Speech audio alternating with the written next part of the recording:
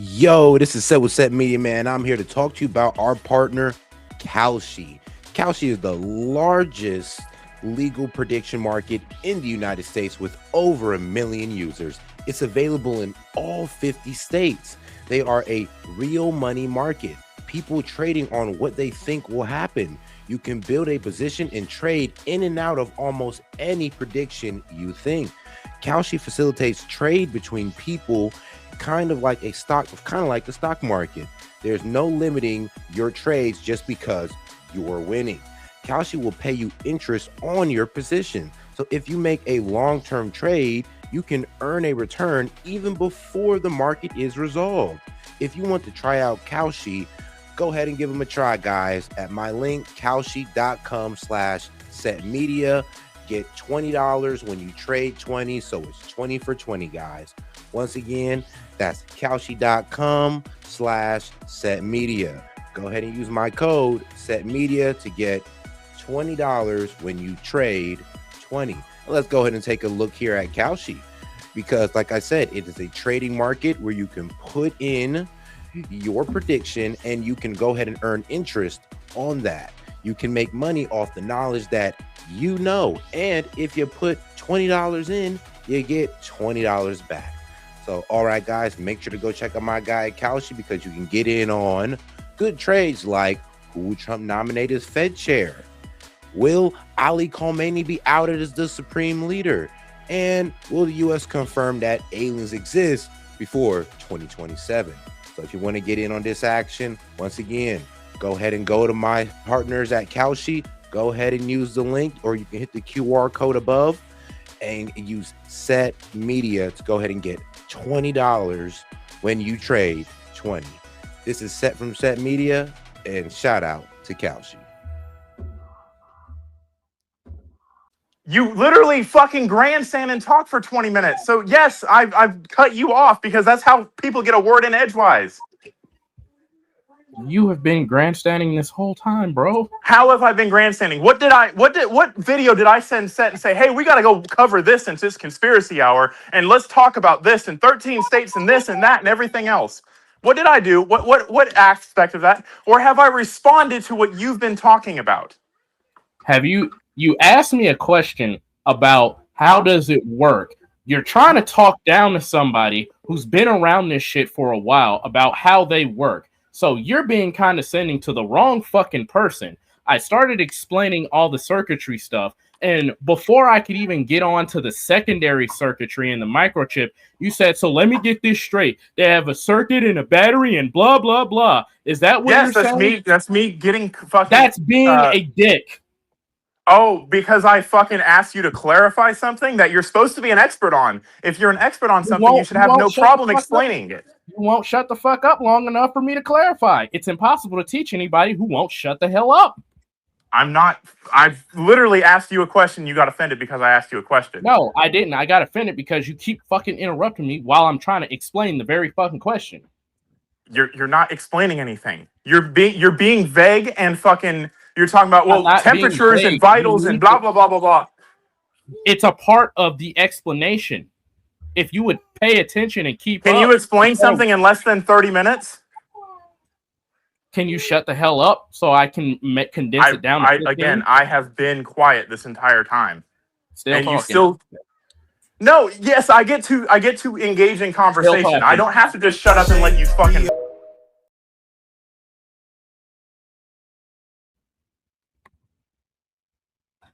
I can't hear you, Set. All right there, gentlemen. Let's remember we do got a show to run here, so we're going to go ahead and move on with this one. And we're going to leave that topic alone. All right, guys, let's go ahead and get right back into it. You find my question offensive, and I find your support for the Iranian regime equally offensive, if not more so. So we're both going to have to end this interview offended. One of the single biggest arguments against war, besides the cost in dollars and in lives, is the chaos of unintended consequences. Big changes happen fast, and sometimes things are never the same again. President Trump was quick to dismiss America's allies, none more so than Keir Starmer and the UK, by saying he didn't need our help.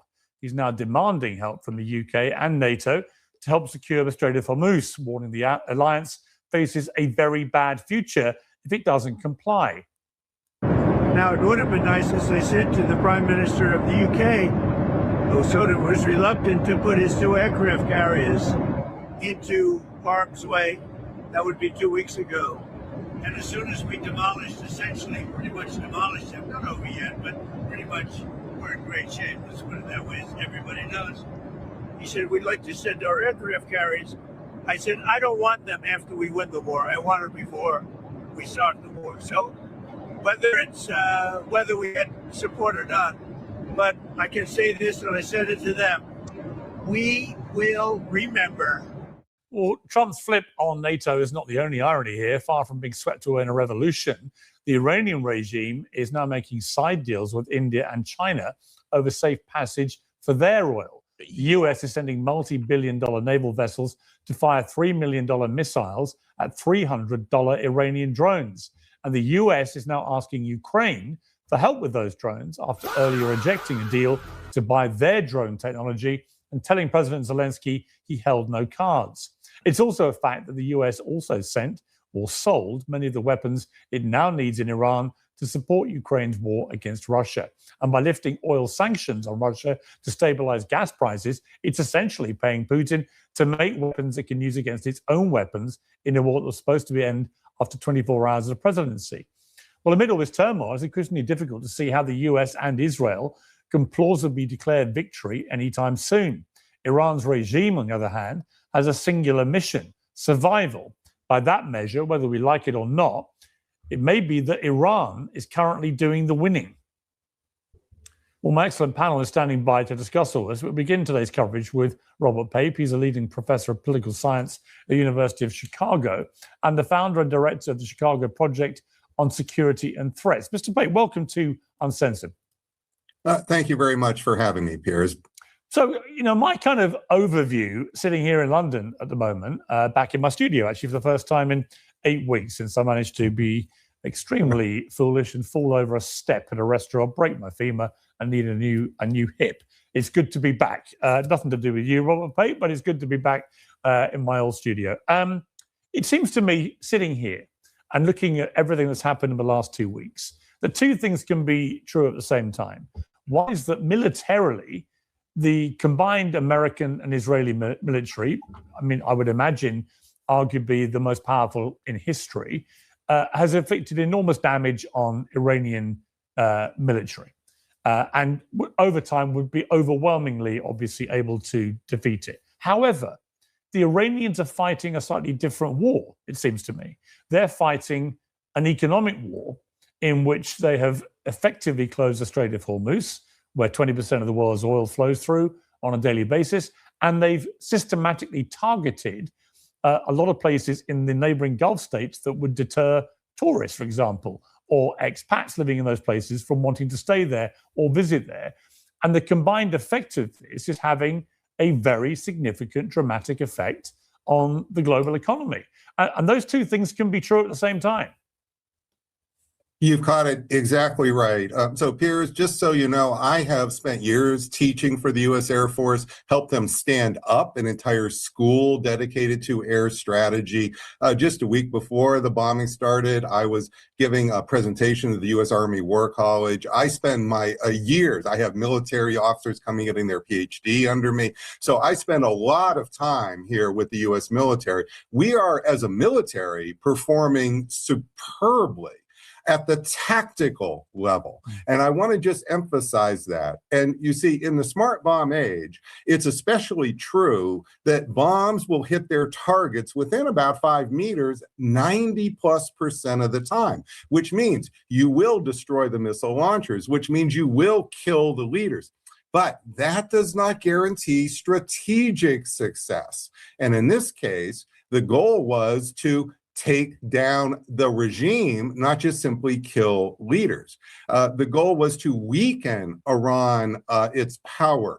And what we see after 17 days of war is the regime is resilient and more dangerous than ever than it was before the bombing. And Iran is now more powerful than it was. In fact, Iran has just achieved what we have spent 50 years in the US military in America trying to prevent, which is control of the Straits of Hormuz. That was the number one goal of American grand strategy in the Middle East, not Israel. This was the number one goal. And this is a catastrophic failure. And it is what I call the escalation trap, Piers.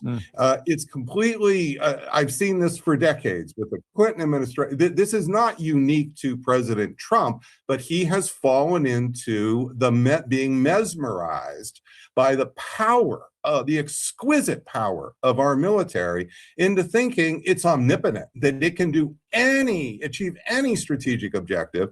The fact of the matter is, we have failed strategically, and we're getting deeper into the trap, which is why none of those allies you just pointed out, perhaps maybe the UK, we'll see, want to go down the tubes with us here. This is a very, very, very serious problem.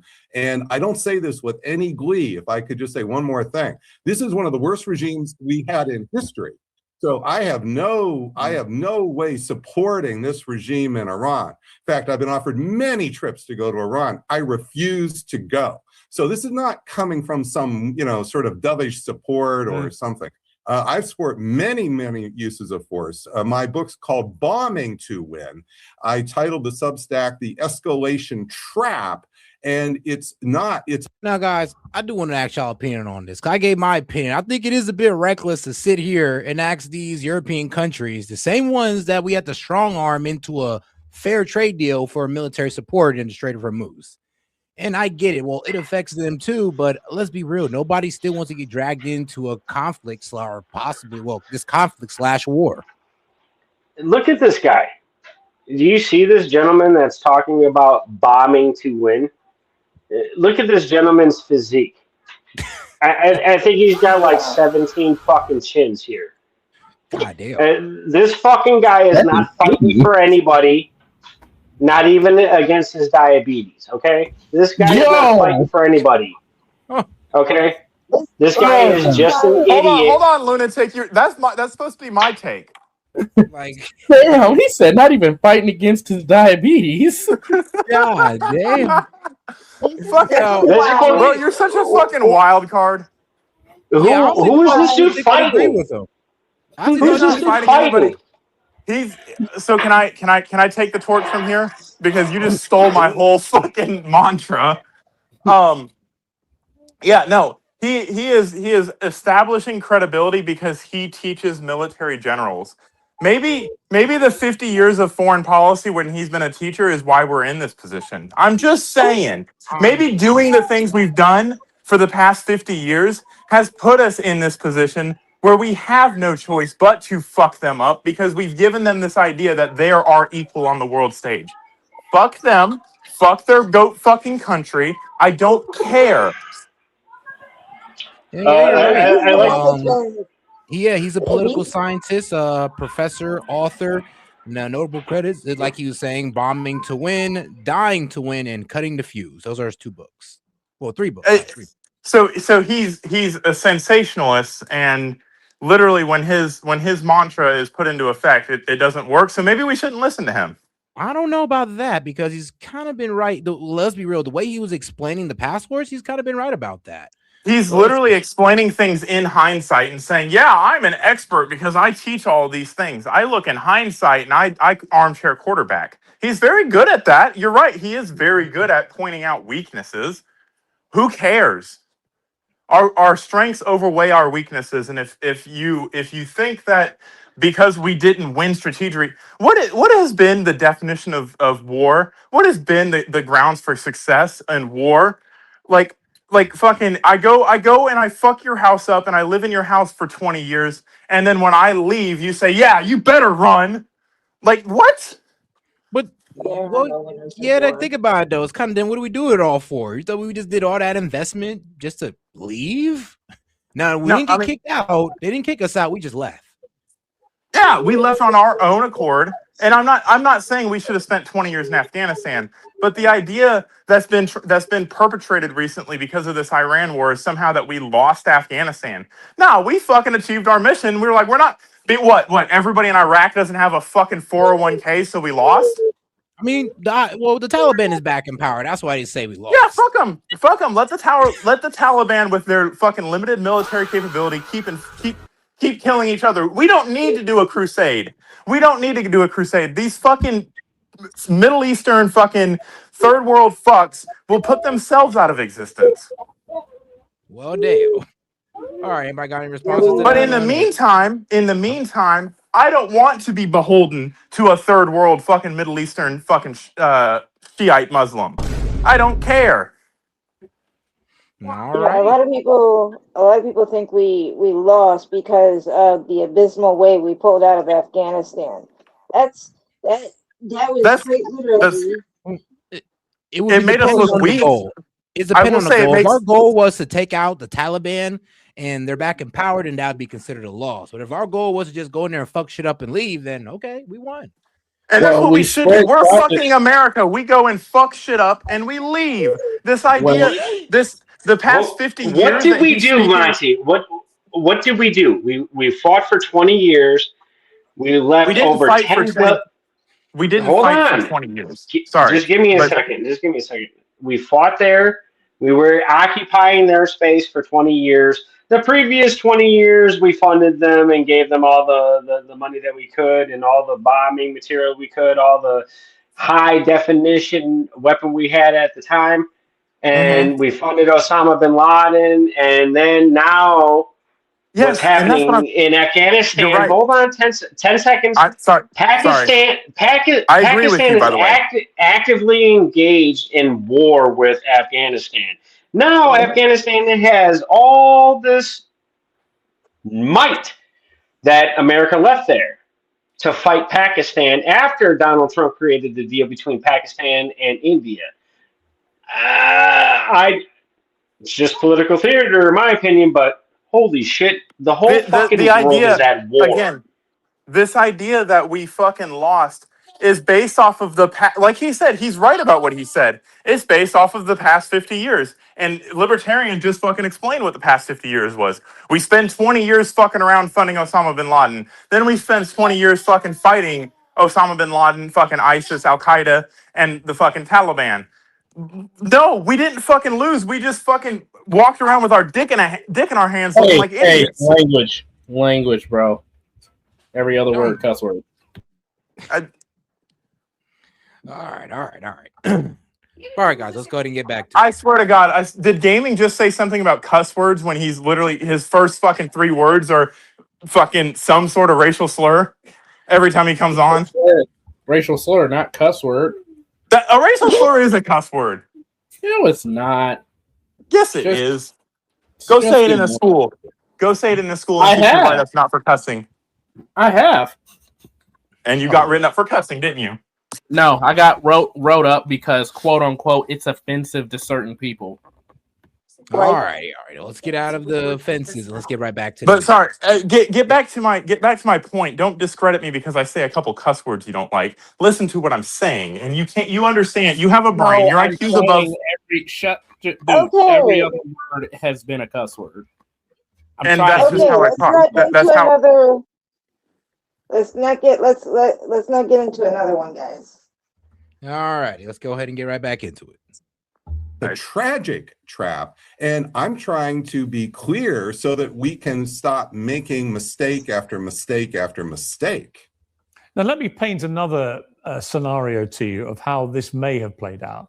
And I base it almost exclusively on what the Secretary of State Marco Rubio said before he was probably rudely corrected by the administration, maybe his own boss, into reversing his position dramatically in 24 hours.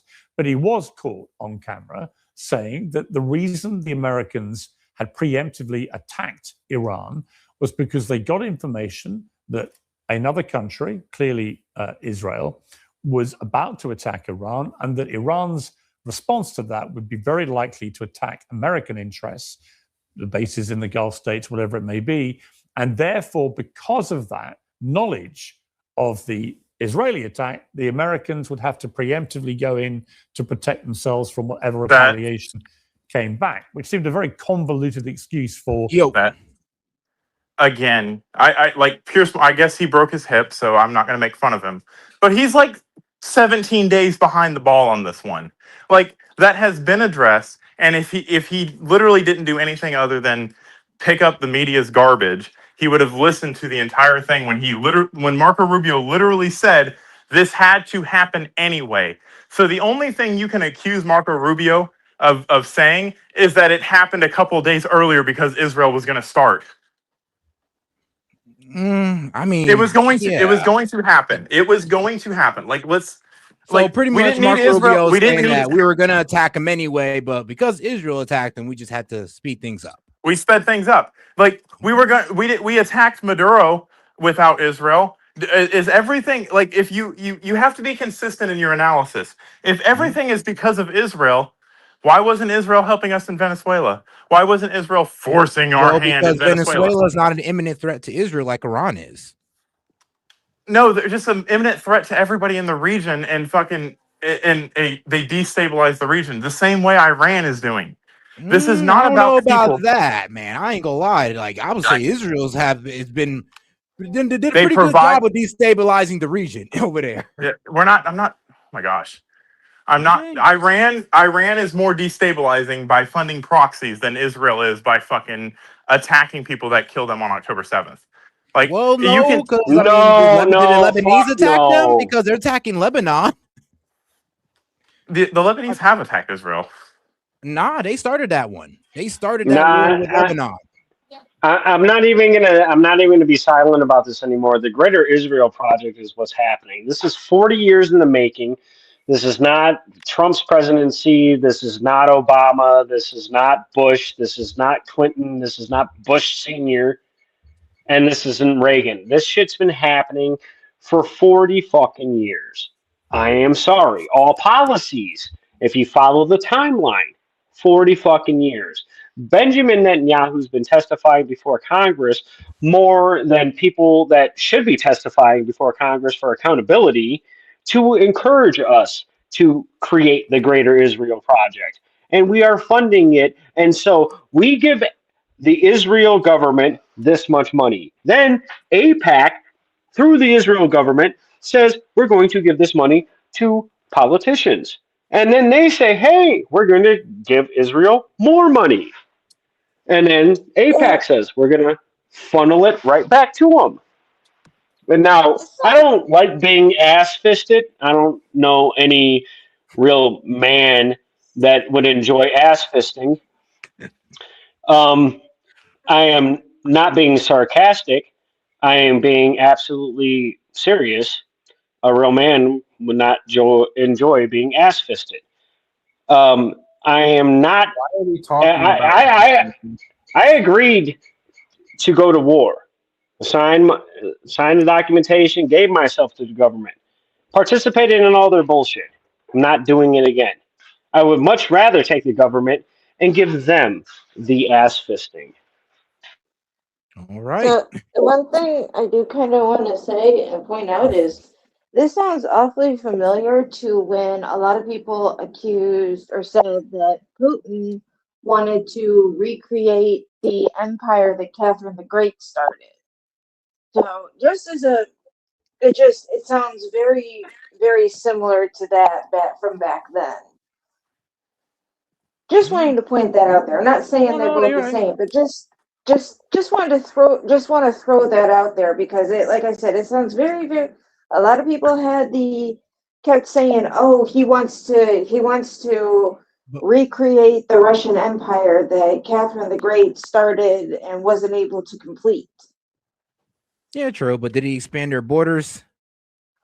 He's been expanding. They did try to expand into Ukraine. In fact, they've taken some of their land. I would say this. There may be a difference between them, and because Israel has actually expanded their borders. So has Russia. Russia ain't asked me for a dime. Russia ain't asked me for a dime. They just asked for the Edward Snowden. He went over there. That's cool. I'm just But I would wanting say to this. point that out, Not that yet. it sounds familiar. Also, stop calling me a fucking shill because I don't jump on the bandwagon of fuck everything Jewish. I'm weak. What are Like Jewish? it's so Israeli fucking government. annoying. What cousin It's from? so Is it fucking me? annoying. Hey, Like Monty, I'm Spike not a Cohen shill is because Jewish. huh? David Smith is Jew. Spike Cohen and Dave Smith are I'm Jewish. not talking about Dave Smith. They're I'm not talking libertarians, about them. and they are Again, talking all kinds of shit against Israel. They're and Jews. I They're talk the same libertarians. shit against Israel. Dude, if you stick around for more than 5 minutes, you'd fucking hear what I have to say. I talk shit about Israel all the time. I'm talking about Me too fucking then. Astroner in the fucking chat calling me a fucking shill who is a moderator on this channel. I'm allowed to fucking respond to that. Mm. All right. Oh, I didn't know you were responding to the chat. I didn't know that's I what you know were you doing. didn't know that. That's why I said that. And that's why I also further clarified my point. I have said fuck Israel and fuck the Zionists as many times as I fucking possibly can, but still, because I don't jump on the fucking Ayatollah's dick and say that we're such horrible people for bombing terrorists, then somehow I'm a shill. Hey, bro, the only reason I hate bombing anybody is the military-industrial complex, which is tied into our economy. That That gives has all nothing to these do with the current corporations. conversation, though. I'm sorry, but it actually does. The military-industrial complex has to sell weapons, create weapons, then use those weapons, then create better weapons against the weapons that they created before that they sold Yes, to the other that's called assholes. product development. That's literally called. That's why we have the greatest military in the world. I'm not going to apologize. Yeah, but why, when we are in the time of reason, do we have to be unreasonable human beings? We're not being unreasonable. The two do not correlate. That's why I said it has nothing to do with the conversation. Hmm. I don't know, Monty. Do you think we should be able to work out any type of well, I would say nuclear deal with Iran? No, I do not. No, the negotiation should never have happened. That's a bit unreasonable. I don't think it's unreasonable. They're not our equal. They're a third world shithole. We don't negotiate. We don't negotiate for silkworms. We don't negotiate with silkworm. We don't negotiate with silkworms for the elastic in our fucking underwear, do we? Bruh, I wouldn't frame Iran like that. You know, they're not us at all, but let's be real though. They're not going to be easy pushed over like other guys. When they allow women to drive, maybe I'll change my stance. I'm crying. All right. Well, I get that one. I thought women were the highest educated of all of the modern world in Iran. It's like 62%. No, that's true. When they allow women to drive, when they recognize that, and they fucking give women fucking rights and actually treat them like human beings, then they're architects, they're engineers, they're doctors, they're the highest paid individuals in Iran. So you say that I interrupt you and you don't like it, so why would you fucking interrupt me? Why would you do it? If you're so reasonable, why would you do it? Okay. It's an unreasonable thing right now, right? It's an unreasonable thing. So in a time of reason, why are we unreasonable human beings? We're not unreasonable. They do not qualify for shit on the world stage. They should be treated the same way. If they want to act like fucking civilized human beings, then we can have the conversation about reasonableness with people that want to kill us. Wow. Thank you very much, Monty. I'm going on mute. Like, no. I need to finish my point. Like, this is so fucking annoying when people bitch and complain that I interrupt them and then interrupt me. If you don't want it done to you, don't do it.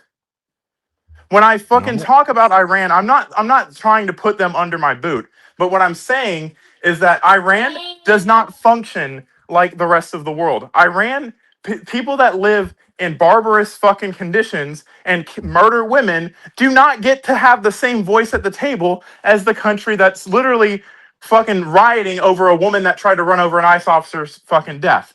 Like, we're not the fucking same. Stop treating them like they get a modicum of respect on the world stage. Stop treating Israel the same way.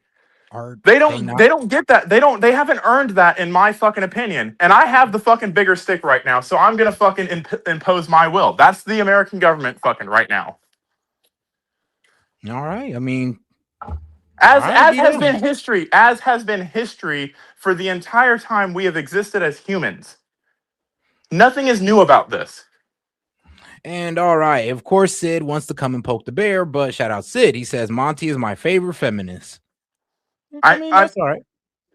So I'm at least I'm consistent. I believe in human rights. I don't see human rights as a fucking reason to go to war. Women's rights. Women rights and human rights. I don't see that as a reason to go to war, but I do see that when someone wants to sit here and grandstand Iran as suddenly they're supposed to have all this sovereignty and respect. You can earn that respect and fucking not be barbarians, and then maybe I'd fucking entertain that idea. But that's where the conversation about women's rights ends. Until then, we're gonna treat them like the way they act. Well, Monty, Cuba under sanctions become one of the best innovators in modern medicine. I'm sorry, but under sanctions, Iran became some of the best scientists and creators, and they're not Arabs; they're Persians. There are different breed of human beings that have a history. Oh, damn! Not all of 6,000 years. So I'm sorry, but to bomb the history out of existence, I have a problem with as well. The land. The architecture. Did I say let's bomb the history out of existence? No, I said let's bomb the extremists. Well, I don't know where the distinctions comes between the two. I fail to see the difference. You don't see the difference between extremism and the Iranian people? I mean, no, I don't. Wait, hold on. Does anybody who support the government of the extremists? No, anybody that oppresses people and fucking has the power to wield against the United States and uses that power tied to that extremism are the extremists. And they should be dealt with. And I'm happy that they're being dealt with. You're not going to see me shed a tear. The IRGC, yeah. I mean, and here's the thing. People acclimate to their environments. So I understand the argument that this is their people, this is their culture, whatever. I don't care about their people or their culture. What I care about is the voice Iran gets on the fucking world stage when they want to decry human rights violations while fucking doing every single thing, never following a rule number one in war, fucking trying to wage asymmetrical warfare. Asymmetrical warfare is not fucking quote unquote fair, but they want to bitch about how we're fucking so much superior than them. It's like everybody wants to jump on the bandwagon. Two countries go to war. What's the weaker country? I'm going to support that country, regardless of what they've done or what the this ain't Rocky, homie. This ain't a movie. This ain't Rocky. That's what people are treating it like. Voting for the underdog.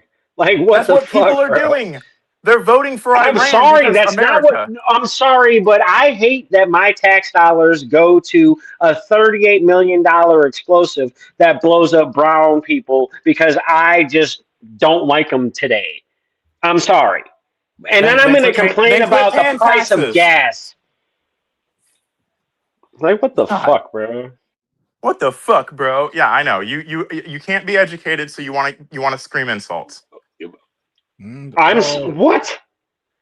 I'm sorry, Monty, but I'm glad that this is recorded. You can hear yourself the entire 2 hours that you have been ranting, brother. Be my guest. Yeah, I can hear myself. Me hearing myself is not going to change my opinion. What do you? And it's obvious. Well, all right, guys, let's go ahead and get right back to it. A preemptive strike. But if that is what happened here, and we know from the former Secretary of State, Antony Blinken, that Netanyahu had tried to persuade both Obama and Biden to do the same, saying, I'm about to go in. And then when they said no, he didn't go in, that potentially and possibly Donald Trump got played by Netanyahu here in the same way he tried to play Biden and Obama. And that the reason why Israel might be more relaxed about how this all plays out is that really what they want is a bit different to what America needs out of this. Israel just wants to cause maximum damage to Iran, to its regime, they'd be quite happy with chaos as they were when it happened in Syria. Whereas chaos in Iran, if it involves closing the Straits of Hormuz or attacking the Gulf states next to them or whatever, that does not suit America. So it may be, and I don't know the answer. What does a fucking Brit have to do with what suits coming out of America? Marco Rubio's mouth? If that was why the Americans joined this, then it may be that Netanyahu has taken America into something where he is quite comfortable about this going on for a long period of time, but it won't suit the American national interest. Yeah, I agree with that. I mean, unless Israel's okay with dragging on a war with Iran and Lebanon at the same time, I mean, sure. No, Israel. Let's call it out. Israel is absolutely okay with that. I think we should fucking divest from that ideology and stop trying to hitch our wagon to Israel. This isn't about fucking Israel. Like, it's not. And here's the thing. Well, maybe there are greater implications to what's going on in Iran right now on the world stage that Israel has nothing to fucking do with, cannot control. So what? They want to be a fucking regional power. Cool, good on them. Are you sure about that, Monty? I don't know about that. I would want Israel. Pretty sure about that. I'm not speaking Hebrew. Ah, I mean, all right, guys. No, because you're Goyim. I'm Goyim. See, this is fucking hilarious to me. Last time I checked, I don't have to worry about bombs coming over my head. No, but I guarantee you got to worry about bullets. No, I don't. What bullets am I worried about? I've never been shot at or had a gun pointed at me in my life. You're not a paramedic. You ain't worried about bullets? No, I'm not worried about bullets. Because I have a little bit of fucking training and education and I can fucking deal with bullets. Now, if it's my time to go, then it's my time to go. Oh! Now, I just asked you about your actual awareness of your surroundings versus your training. And then it went to your training. I didn't ask you about your training. I just said, are you worried about bullets? No, training. In your urban area, no matter where you are in the country, are you worried about bullets? No, I'm not worried about bullets. I don't live my life in fear. Oh, you're not worried about. You see, now fear usually instills into a person the understanding of their surroundings, right? So you have to be afraid. No, you don't. You can be aware. You can be aware without being afraid. You can have a respect for something without being afraid. Usually, there is no courage without fear, brother. And I'm sorry, but if you believe that other shit, I think that maybe your situationals have not afforded you the understanding in which I understand. But yet again, I didn't walk in your shoes. And yet again, I appreciate S.E.T. I'm out of here. I got a wife. I got 3 children. I'm finna dip. Y'all enjoy this. Monty, bro, I would just say, dude, take a step back, listen to what other people got to say, and don't try to react all the time. Just absorb the information, take 20 seconds, and then respond. Hey, brother, it's all recorded, homie. Thank you, S.E.T. I appreciate you. All right, man. No problem. Have a good night. All right, guys. Go ahead and get right back. It's funny. It's funny when people want to be listened to. That's the fucking mantra they spill. But when they want to say exactly what they're saying, they don't worry about what other people are thinking. They don't worry about fucking not reacting to what other people are saying. Like, don't be a hypocrite. I can acknowledge that I fucking respond and react to what people are saying. That's how the conversation moves. You say something, I say something. You say something, I say something. All right, let's get back to it. Because now that this is becoming a strategic disaster, Piers, the blame game is already in full throttle here. So you're going to see that. And I don't do politics, okay? So but nonetheless, second point, which is, let's assume you're right here. That's not a good enough excuse for launching a disastrous campaign. Yeah, I can hear the video. I can't hear the video. I can hear you, but I can't hear the video.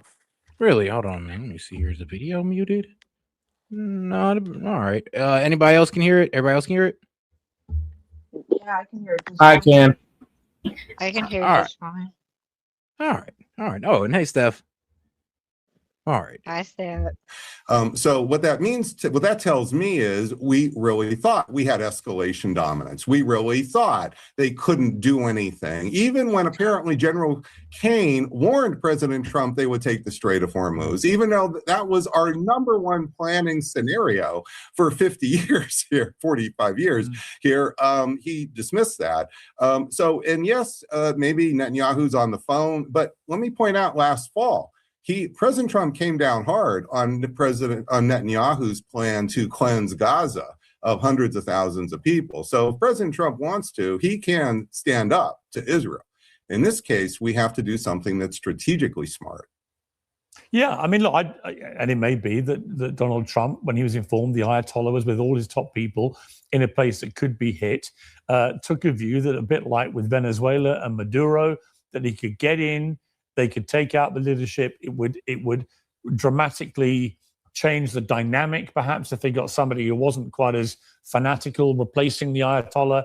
But of course, even if you take that argument, which might well be the case, I'm not saying for a moment that I think Donald Trump can be easily railroaded by Netanyahu. But if he got involved for that purpose, very quickly he said, "Look, we want regime change. We want to see the people rise up." He spoke directly to them. We've seen none of that, probably because the people remember being slaughtered in the street when they protested in January, and there are loads of bombs flying over the street, so why would they risk their lives?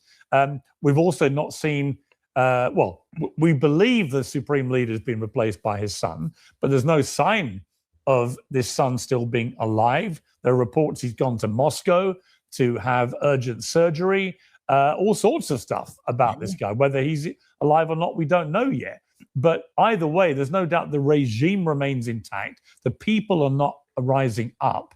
And so you're left with looking back at what Donald Trump said in the immediate aftermath of launching the attacks, and none of that is manifesting itself. So I just think if I was advising Donald Trump, I'd be like, look, you've got to do something quickly here, because your original mission statements simply aren't happening and are probably unlikely to happen. So it's important to know, Piers, that I've studied every air campaign since World War I. I've modeled the bombing of Iran for 20 years, so I know quite a bit about all these details. And it's important to know that in over 100 years, air power alone has never, and I'm choosing my words carefully here, never toppled a government. The usual normal response, such as when Ronald Reagan tried to decapitate Gaddafi in 1986, or when Bill Clinton tried to smash Milosevic's regime in March 1999, the usual response is a lashing back on the schedule of the target. And so what you are seeing here is the normal failure of leadership decapitation attacks, including in the precision age. And the problem is not that the bombs fail to kill the leader. The problem is the replacements become much more aggressive, because that's how they get legitimacy inside their inner circles, Piers. So just imagine you're fighting for the next rung up, right? I mean, yeah, here's the problem. Yeah, the regime has doubled down. They're starting to take the houses of guys who are anti the regime. Like, bro, if they caught you on camera during those protests, yeah, they're taking your house, they're taking your land, and they're seizing like your assets. So yeah, they're getting harsher with their crackdown. Now, it did say we kind of made things worse for those guys who are anti-government in Iran, because now you don't think the Iranian people see these people as one of the main reasons they got bombed and one of the main reasons why some of their family members are dead? Of course they do. So these people are now like double the danger. It is what it is at that point. And if you're not aggressive